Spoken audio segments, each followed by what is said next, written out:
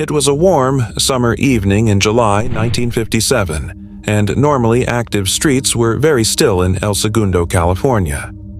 The coastal town, with its tight-knit community and small-town appeal, was one of those places where residents felt safe, where police officers were more than just law enforcement. They were friends, neighbors, and protectors. Included within that group were two sworn to serve and protect patrolmen, Milton Curtis and Richard Phillips. Milton Curtis, a 25-year-old young man, had great promise in his law enforcement career and had been a dream policeman. Brilliant as a student in school and fantastic in sports, his calling was to serve in his community. As a young boy growing up, he always idolized the police as an ultimate emblem of justice, and his parents too were proud with his ambition in life and were with him whenever he needed. He was known for his kindness, for an easygoing smile, and for a strong sense of duty. Friends described him as the kind of man who would give you his last dollar, who'd stop and help someone stranded on the side of the road. Richard Phillips was 28 and a little bit older. He shared in his passion about law enforcement. A devoted husband and father, he balanced his career with his family life. His wife would often speak about how much he loved his job, despite its dangers. To Richard, being a police officer meant more than a badge. To him, it was about making a difference. He was known for his sharp instincts, his ability to stay calm under pressure, and his fierce dedication to justice. He had two young children who looked up to him, their hero in uniform. Little did they know, his time with them would be tragically cut short. That fateful night, Curtis and Phillips were on routine patrol. The city was at ease. The streets were largely deserted as they drove through town. Shortly before 11:30 p.m., they saw a vehicle running a red light. Needless to say, they waved him over. All in all, it was a routine traffic stop, nothing out of the ordinary. But the officers had no way of knowing that the man behind the wheel was far more dangerous than a simple traffic violator. The driver was a man who would later be identified under the alias George D. Wilson, and he was driving a stolen car, fleeing from the scene of a violent rape and robbery. Panic set in as the officers approached the vehicle. He knew if they ran his plates, it would be over. Curtis and Phillips were questioning him and trying to verify his registration when he made an abrupt movement. Before either officer could react, the suspect pulled out a .22 caliber revolver and fired. The first shot hit Officer Curtis in the chest. He reeled, reaching for his gun, but the suspect's second shot cut him down. Officer Phillips instinctively reached for his gun. The suspect shot him before he could utter a word or react in self-defense. The night was filled with the loud ringing sound of shots being fired as the suspect emptied his revolver, 6 shots finding their target. Both officers fell onto the pavement as their blood trickled out from under them. With sirens echoing in the distance, the killer fled into the night. The next morning, El Segundo woke up to devastating news. 2 of their own had been murdered in cold blood. The police department, the victims' families, and the whole community were in shock.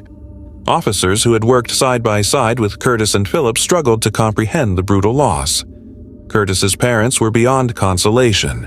Their son, who lived his life for the protection and service of others, was gone. His mother clutched his graduation photo, remembering how 1 year ago he had put on his uniform for the first time, full of pride.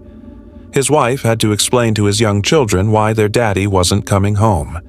The children were young and couldn't grasp the tragedy of what had happened, but they knew that something terribly wrong had taken place.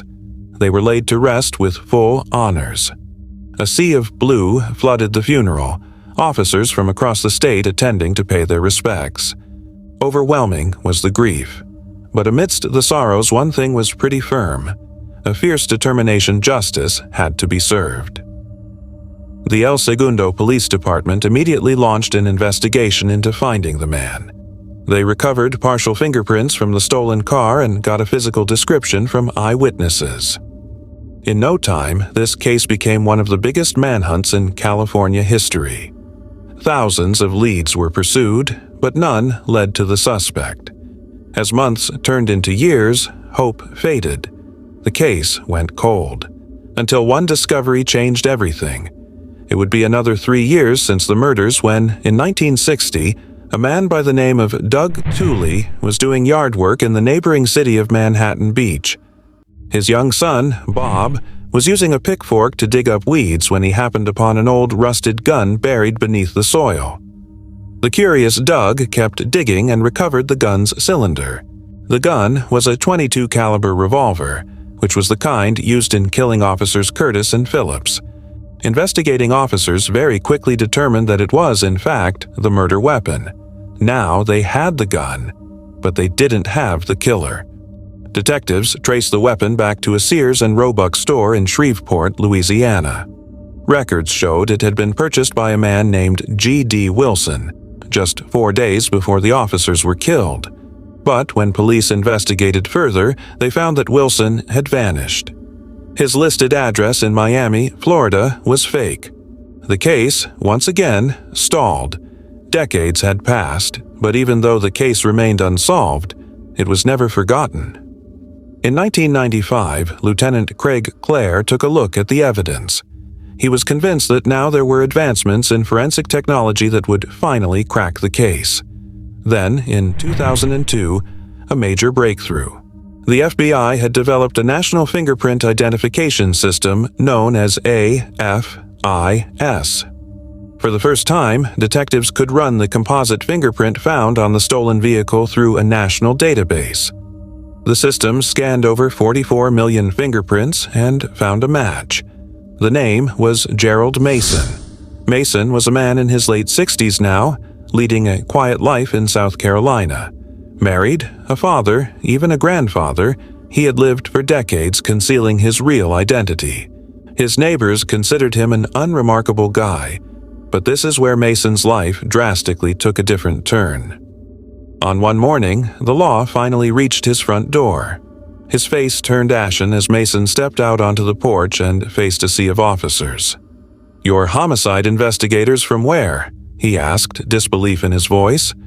When they told him they were from Los Angeles and mentioned the 1957 murders, he took a deep breath and simply said, "You're here for that?" 2 months into his arrest, Mason confessed, he told police he didn't want his family to have to endure a trial. In court, he faced his victims' families. He cried, apologized, said he didn't know why he had done it. But nobody heard him. Judge David Wesley sentenced him to 2 consecutive life sentences with no possibility of parole. Mason was sent to California State Prison, where he would spend the rest of his days behind bars. For the families of officers Curtis and Phillips, it wasn't closure, but it was justice. The men and women of the El Segundo Police Department never forgot their fallen brothers, their names etched in memorials, their sacrifices honored by generations of officers who followed them. For 45 years, Gerald Mason had managed to avoid justice. But, as it turned out, time was on the side of the law, and justice, though delayed, was finally served. For more than 4 decades, Gerald Mason had lived a double life. A man who, all appearances suggested, was law-abiding, a respected member of his community, built a family, held jobs, attended church, and fitted into everyday life without causing a raised eyebrow. No one suspected that the man they thought they knew was hiding a monstrous secret, a murderer who had evaded justice for 45 years. His wife had known him as a devoted husband, his children as that father who was always there, always loving. But the man they loved had a past he had never spoken of, a crime so terrible that he had buried it deep, hoping it would never resurface. That illusion shattered the moment law enforcement came to his door. His wife was in stunned silence, unable to fathom what was unfolding. His children, grown now, were disbelieving. How could this be true? How could the man who tucked them in at night, attended their school events, and built a life with their mother be capable of such violence? But the evidence was irrefutable. 2 months after his arrest, Gerald Mason sat in a courtroom facing the families of the officers he had murdered. He had lived 45 years as a free man. They had lived 45 years without their loved ones. Now, he had to answer for what he had done. He spoke in a quiet, trembling voice, reading from a prepared statement. "I do not understand why I did this. It is contrary to all I believe in. It does not fit in my life. It is not the person I know. I abhor these crimes. Please find it in yourself to forgive me. Please don't be bitter." His voice broke as he cried, but his words fell flat. Forgiveness was not an option. One of the Curtis family members replied in icy tones, "It's too late. We cannot, and we will not, forgive you." A different member from Officer Phillips' family shook his head in disgust. He doesn't feel bad for what he did. He feels bad that he got caught. And so did the judge agree in. Mason's admission spared the court from a long trial. Prosecutors, pleased with their evidence, asked for the maximum sentence. While the death penalty was a possibility in 1957, the law had changed over the years in California. Instead, Mason received 2 consecutive life sentences without parole. Judge David Wesley did not mince words. For 45 years, you walked free, while the families of Officers Curtis and Phillips suffered. You built a life on a foundation of lies. But today, justice has caught up with you. You will spend the rest of your life behind bars, exactly where you belong. With the strike of the gavel, Mason's fate was sealed. He was immediately taken to California State Prison, Los Angeles County, where he would live out the rest of his days among the very people he had once managed to escape being counted among. As Mason was led out of the courtroom in shackles, his family sat in silence. His wife, tears streaming down her face, could barely lift her head. His children, stunned, sat motionless. Their father, their role model, was a murderer. Their world had been shattered in an instant. In the days that followed, Mason's wife filed for divorce. His children wouldn't speak to him. A family he had spent decades protecting from his past now wanted nothing to do with him. His crimes were simply too much for them to bear. There was no real closure for the families of Curtis and Phillips. Nothing could bring their loved ones back. But knowing that Mason would never see another day of freedom brought satisfaction. Neighbors and friends were stunned to learn of the truth. He was the nicest guy, one neighbor said. He always waved, always helped people out. Never in a million years would I have thought he was a murderer. Mason had lived an almost disturbingly normal life. He had never been arrested again after his initial burglary charge in South Carolina in his early 20s. He had stayed out of trouble. But beneath all that normalcy had always been the fear, the nagging belief that one day the past might just catch up with him, that one of those knocks would indeed be that one which slams the windows on life as he knew it. And come 2002, that was just the knock. The arrest and conviction of Gerald Mason turned out to be one of the most stunning cold case histories. It proved very well that no matter how much time was transpired, no matter how far a criminal had run, justice would always pursue him. For the men and women of the El Segundo Police Department, this was a case close to the bone. They lost 2 of their own, yet they never let go of their pursuit to find the man responsible. And when they finally did, it wasn't just about closing a case, it was about making a statement. Justice is not bound by time. It does not forget. It does not fade. And when the moment comes, it strikes. Mason was an older man and would spend the remainder of his life in prison, his crimes etched in history as a lesson to all: you can run, but you can never hide. The names of Milton Curtis and Richard Phillips are read aloud each year during the annual California Peace Officers Memorial Ceremony. They are honored, remembered, and celebrated for their sacrifice. Their families, though forever grieving, find comfort in knowing that they did not die in vain, and every officer who wears the badge in El Segundo carries their legacy forward, a reminder that justice, though sometimes delayed, is never denied. It wasn't just about tragedy, it was about determination, a stubborn pursuit of justice that spanned almost half a century. That is a story of the police, forensic science, and persistence to honor the memory of those who gave the ultimate sacrifice. But there are still so many unsolved murders, So many families waiting to know what happened, and killers walking free. If this case proves anything, it's that no case is ever cold, just waiting for a solution. If you or someone you know has information regarding an unsolved crime, let your voice be heard.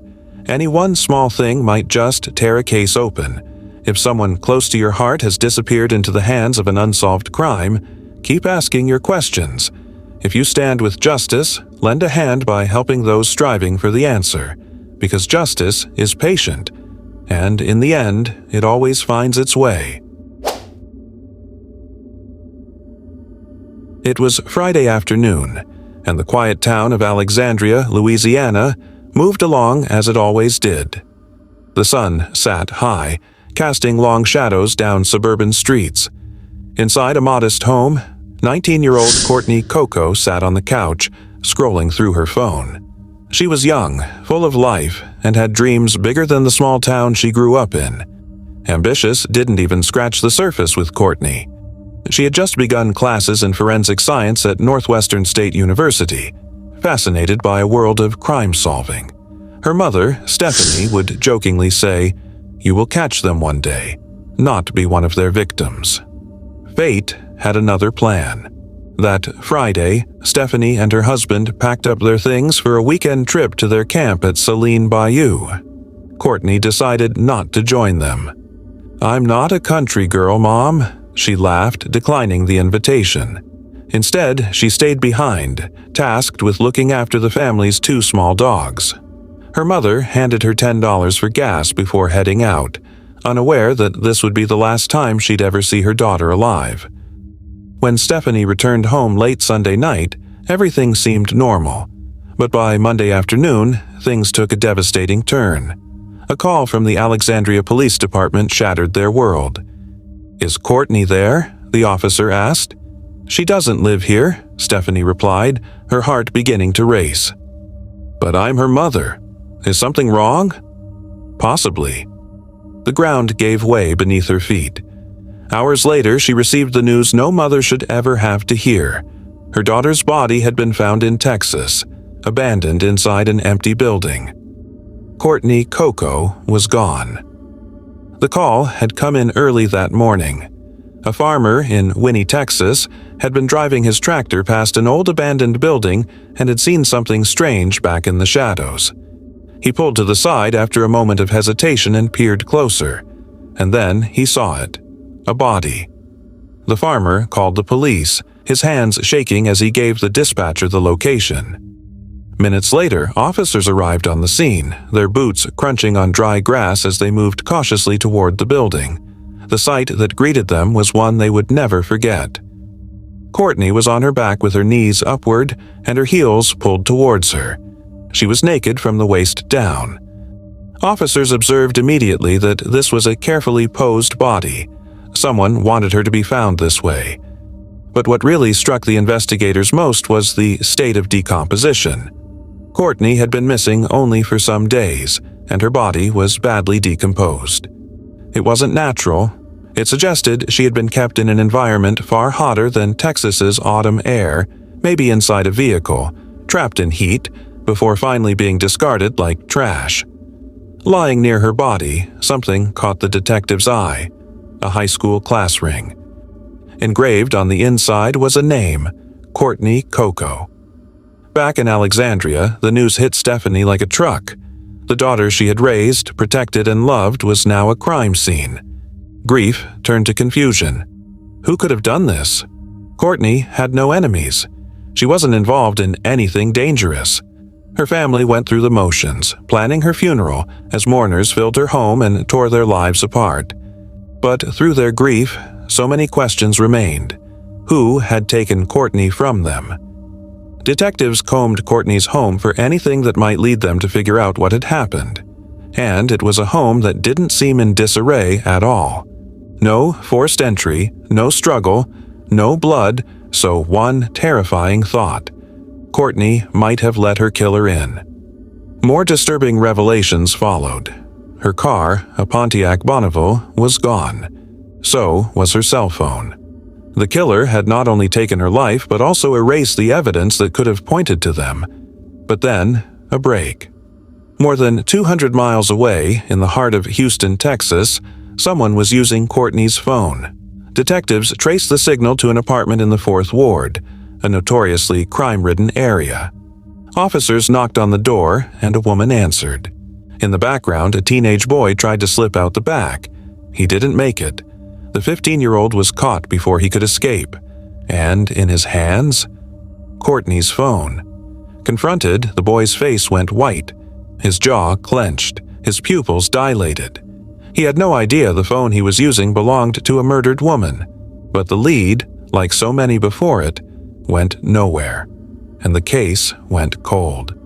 The pain never lessened.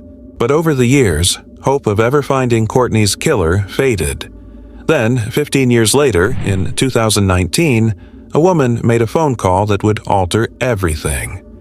Her name was Tiffany, and she had been listening to a true crime podcast, Real Life, Real Crime, hosted by former detective Woody Overton. She reached out to him with chilling information. "I know something about Courtney Coco's death," she said.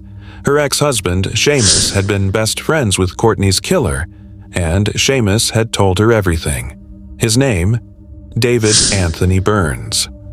Detectives reopened the case, combing through old files, looking for anything that pointed to Burns.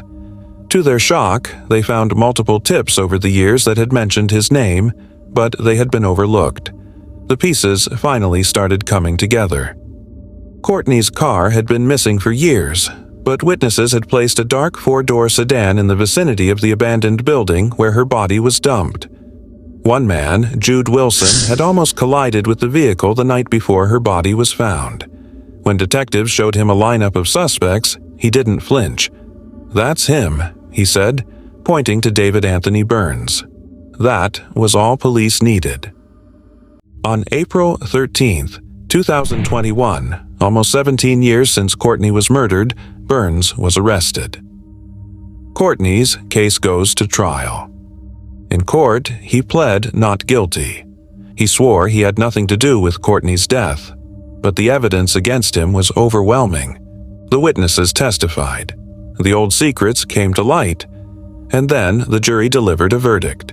It took just over an hour. Guilty. David Anthony Burns was sentenced to life in prison with no possibility of parole. He would spend the rest of his days behind bars at the Louisiana State Penitentiary, Angola. Finally, justice had been served for Courtney's family.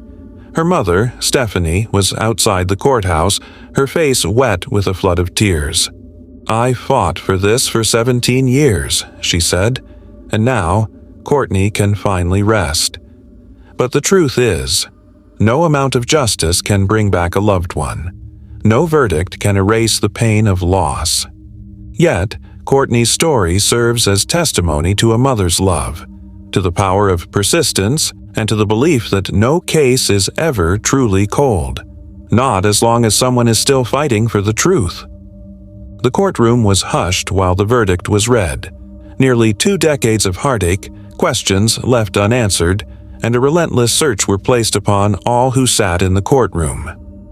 Stephanie Coco clasped her hands together, whispering a prayer as the judge's voice rang out, "David Anthony Burns, you have been found guilty of the second-degree murder of Courtney Coco." The room, filled with family, friends, and reporters, was silent for just a moment before a collective sigh of relief could be heard in the air. Some wept, others nodded quietly, satisfied. A few even held back screams of frustration, because though justice had finally been served, it came far too late. She was only 19 years young, a dreamer girl, and it was so unfair to snuff out all hopes of living life. 17 years, that is what Courtney's family fought, cried, and pleaded for, ending in silence and dead ends at every turn that could have unraveled the puzzle of her fate. Now, they had something nobody really expects or finds: closure. Burns, being led away in handcuffs, kept his face emotionless, his gaze distant. He had spent years believing he had gotten away with murder.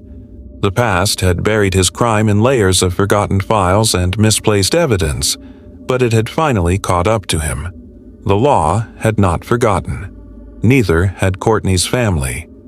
To understand how it all ended, one had to go back to where it all began.